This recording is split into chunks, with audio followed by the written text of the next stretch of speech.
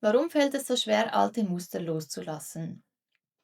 Also zum einen würde ich halt sagen, die Schwierigkeit daran ist, dass das sind ja auch alles Prägungen aus der Kindheit, oder? Das sind Mechanismen, wo wir uns antrainiert haben, aufgrund von unseren Erfahrungen, aufgrund von unseren Erlebnissen, von der Prägungen vom Elternhaus, von den Freunden, von der Schule. Und das sind halt alles so abgespeicherte Muster und Verhaltensweisen in uns, wo halt einfach da sind, wo man halt zuerst einmal auch vielleicht gar nicht versteht, dass man die hat, oder? Ich glaube, das kommt erst in einem gewissen Alter, dass man mal so ein bisschen anfängt zu reflektieren und sich hinterfragen: «Warum mache ich meine Sachen überhaupt so, wie ich sie mache?»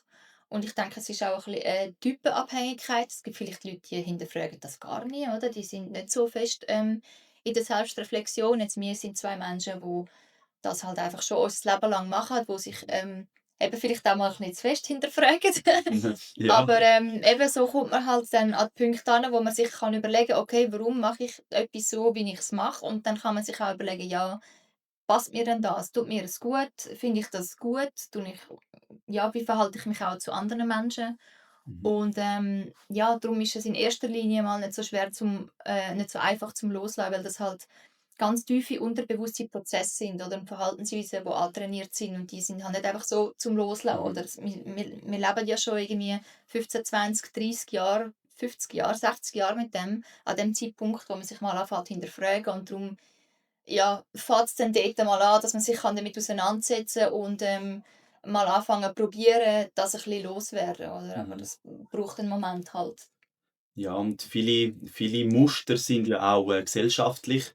Also sprich, man lernt halt auch in der Schule irgendwie, Sachen, die alle so machen und wenn die Leute wenn jemand etwas ja macht oder wenn, sagen wir, die grosse Masse so macht, dann hinterfragt man es auch viel Ja, weniger, genau. weil man einfach mal davon ausgeht, es ist normal. Und wenn man ja dann anfängt, sich verändern, wenn man jetzt meint, ja oder sagt: «Ja, ich möchte jetzt aus dem Muster ausbrechen», dann fällt das dann fällt das auch auf, das merken deine Freunde, das merkt deine Familie. Und oftmals ist eben genau das wo angesprochen wird, oder? Wo dann nachgefragt wird, so, ja, Wo dann ja, auffällt, wo dann ja, ja, auffällt, dass oder? du Das dich auf heißt, du einmal bist dann anders das schwarze verhaltest, Schaf. wie vorher. Ja, genau, das ist das, was auffällt. Und da muss man ja dann Mhm. auch handeln können, weil, und wenn dann die Leute fragen: «Wieso machst du denn das und so?» Und, ich habe auch gemerkt, in meiner Entwicklung, wenn dann eben Fragen von aussen kommen, das ist ja wahrscheinlich oftmals gar nicht böse gemeint, aber man fragt sich dann halt selber auch wieder: «Ja, wieso mache ich das denn eigentlich?» Und man merkt dann schon, es ist eigentlich einfacher, einfach, also Sachen mitmachen, wo die breite Masse macht, weil man fällt halt einfach nicht auf, oder? Ja, Ja, und auch man hat auch kein Fear of Missing Out. Also man kommt auch nicht in die Angst, wo man das Gefühl bekommt, dass man vielleicht von der Gesellschaft ausgestoßen wird, weil ja, das ist das ist, ja, es ist ja auch ein biologischer, es ist ein ganz ein biologischer Urinstinkt in uns, oder? Wir sind ja Gruppentiere, wir leben ja in Herden und, in uns ist halt einfach angelegt, dass wir halt uns orientieren an unseren Mitmenschen, dass wir uns so verhalten wie sie, das ist auch, wenn zum Beispiel irgendwo ein Mobbing oder irgendetwas oder 'n Unfall ist, rennen die Leute nicht einfach los, sondern sie schauen zuerst mal: «Okay, was macht der andere?» Oder? Das ist halt ganz tief in uns angelegt, dass wir, uns korrekt verhalten und uns anpassen und schauen, das macht der andere, dass wir halt nicht von der Gruppe verstoßen werden, oder? Weil früher, ist das für uns der sichere Tod gewesen, wenn es geheißen hat: «Hey, du hast irgendwie einen Bock geschossen, du wirst vertrieben», dann bist du halt gefressen worden, oder? Weil du hast den Schutz von der Gruppe nicht gehabt.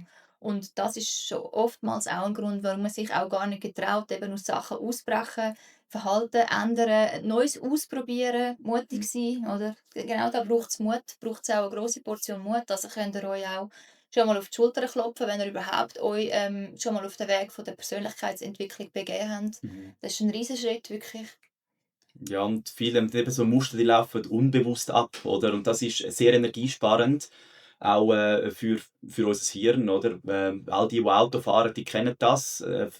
Dann mal, wenn ich euch jetzt frage, so: «Ja, wo ist der dritte Gang?» Oder ihr müsst wieder überlegen, aber im Auto überlegt ihr nicht. Das ist alles so unbewusst, wo abläuft. Wir haben Der da Automatismus. Automatismen, als würden wir unser ganzes Leben eigentlich eben in diesen Ja, Mustern automatisch verbringen. Und genau. erst, darum fällt es dann auch so schwer, weil man muss wieder anfangen überlegen, anfangen denken. Man muss, eigentlich von oben her auf sich herabschauen und die Muster auch zuerst erkennen, oder? Und ja, darum das ist sicher auch ein Punkt, warum es schwerfällt, weil man muss aus einem Automatismus austreten, oder? Man legt die Schuhe immer gleich an, man säuft sich beim Duschen immer gleich ein, man tut die Zähne immer gleich putzen. Das sind, oder da merkt man, wie wenig Spielraum wir, oder wie viel Spielraumfreiheit wir eigentlich haben, oder? Und wie fest wir eigentlich in Mhm. Muster funktionieren, oder? Und da merkt man halt genau, oder, dass es darum auch oft vielleicht die Krise oder die Konflikt vielleicht sogar braucht, oder? Dass man mal eben aus diesen Automatismen völlig rausgerührt wird und man einfach mal so ein bisschen den Blick von oben hat und merkt so: „Aha, okay, so ist es dort angekommen, das bin ich überhaupt die ganze Zeit am machen. Wo könnte da vielleicht der Punkt sein, dass ich, nicht mehr an den Punkt komme, oder dass ich aus dem Konflikt, aus dem Stressmoment rauskomme und, ja, also ich habe halt eben auch so Beziehungsprobleme oder halt Schwierigkeiten mit dem Chef oder sich einfach nicht so als Opfer sehen, sondern halt dann so einen Konflikt nehmen und sehen: „Aha, danke vielmals, dass mir das jetzt, aufgezeigt worden ist. Anscheinend gibt es da irgendwie Verhaltensmuster, wo ich vielleicht zu ändern habe, dass es mir im Endeffekt eben besser geht.“ Mhm.